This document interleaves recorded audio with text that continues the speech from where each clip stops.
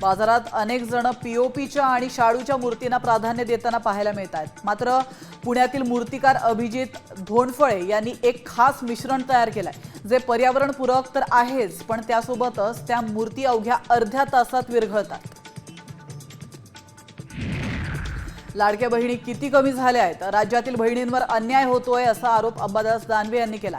हे निवडणुकीचे फंडे आहेत, मात्र त्यांना नेहमी लोक भुलत नाहीत असा घणाघात देखील अंबादास दानवे यांनी सत्ताधाऱ्यांवर केला। पुण्याच्या मावळ आणि पिंपरी चिंचवडची तहान भागवणाऱ्या पवना धरणाचं जलपूजन पार पडलंय।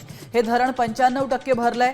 खासदार श्रीरंग बारणे यांच्या हस्ते धरणाचं जलपूजन पार पडलंय। धरणातून गाळ काढल्याने पाणी साठ्याच्या क्षमता वाढल्याचं देखील बारणे म्हणाले। भुजबळ असो किंवा एकनाथ शिंदे असो, त्यांच्या सेला काही अर्थ नाही असा टोला अंबादास दानवे यांनी लगावलाय। नाशिक आणि रायगडच्या पालकमंत्री पदावरून अंबादास दानवे यांनी हा टोला लगावलाय। मराठी सिनेसृष्टीतल्या ज्येष्ठ अभिनेत्री ज्योती चांदेकर यांचं वयाच्या 69व्या वर्षी निधन झालं। त्यांची मुलगी म्हणजेच अभिनेत्री तेजस्विनी पंडित हिनं त्यांना मुखाग्नी दिलाय। यावेळी मनसे प्रमुख राज ठाकरे देखील उपस्थित असल्याचं दिसतंय। आता isakal.com आहे देशातील नंबर 1 ची मराठी न्यूज वेबसाईट।